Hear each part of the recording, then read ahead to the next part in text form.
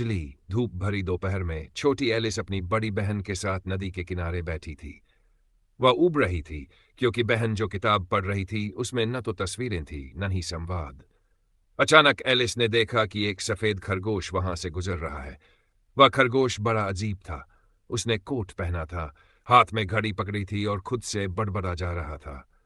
ओह, देर हो रही है, देर हो रही है। जिज्ञासा से भरी एलिस उस खरगोश के पीछे पीछे दौड़ी। खरगोश एक बड़े से बिल में गायब हो गया। बिना सोचे एलिस भी उसके पीछे पीछे बिल में घुस गई और लंबी अजीब सी सुरंग में गिरने लगी। गिरते समय उसने अलमारियां, किताबें और अजीब तस्वीरें देखी। धीरे धीरे नीचे पहुंचकर वह एक अजीब सी गलियारे नुमा जगह पर उतरी जहां चारों ओर दरवाजे थे। खरगोश तो गायब हो चुका था, पर एलिस को वहां एक कांच की मेज मिली। मेज पर एक सोने की चाबी रखी थी। उस चाबी से उसने पाया कि एक छोटा सा दरवाजा खुलता है जिसके पीछे एक सुंदर बगीचा था, मगर वह दरवाजे से निकलने के लिए बहुत बड़ी थी। मेज पर उसे एक बोतल मिली जिस पर लिखा था ड्रिंक मी। पहले तो एलिस हिचकिचाई, लेकिन बोतल की खुशबू और उस पर लिखा संदेश देखकर उसने घूंट भर लिया। जैसे ही उसने पिया, उसका आकार छोटा होने लगा, इतना छोटा कि वह दरवाजे से जा सकती थी। लेकिन तभी उसे याद आया कि चाबी तो मेज पर ही छूट गई थी, जो अब उसकी पहुंच से बाहर थी। तभी उसने मेज के नीचे एक डिब्बा देखा जिसमें एक केक रखा था।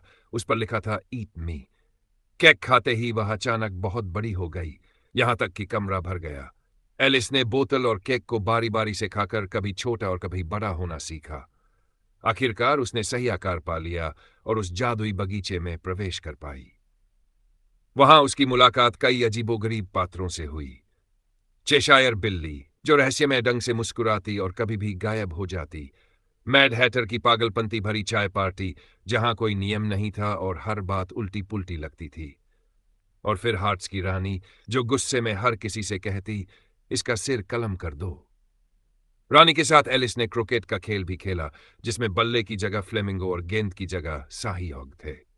आखिर में एलिस ने एक अजीब अदालत का सामना किया जहां झूठे आरोप लगाए जा रहे थे। वह साहस के साथ खड़ी हुई और सच का सामना किया। तभी सब कुछ उलझने और बिखरने लगा और अचानक एलिस की आंख खुल गई। वह फिर से उसी नदी किनारे की घास पर लेटी थी। तब उसे एहसास हुआ कि यह सब एक अनोखा सपना था, एक ऐसा सपना जिसने उसकी दुनिया को हमेशा के लिए जिज्ञासा और आश्चर्य से भर दिया। क्या आप चाहेंगे कि मैं इस कहानी को और छोटे बच्चों के लिए बहुत ही आसान, प्यारी भाषा में बदल दूं, जैसे सोने से पहले की कहानी?